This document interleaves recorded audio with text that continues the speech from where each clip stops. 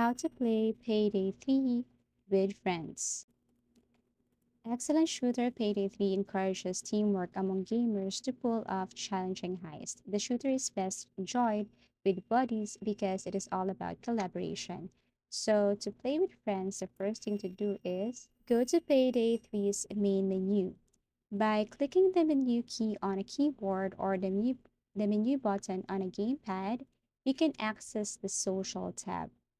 Number two, players can view their friends after choosing the social option. By hitting the right stick on a controller or the P key on a keyboard, you can choose a friend to play with and send an invitation.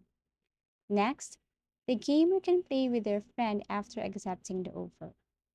And then, lastly, these steps can be taken by players to join a friend's game. Now, how to access Payday 3's main menu. Navigate to the Social tab by pressing Y on an Xbox controller, triangle on a PlayStation controller, or just selecting the name on a PC, choose a friend to play with. As easy as that. Players will enter the lobby after joining a friend's game to adjust their loadouts. Thank you so much for watching and see you again in our next videos.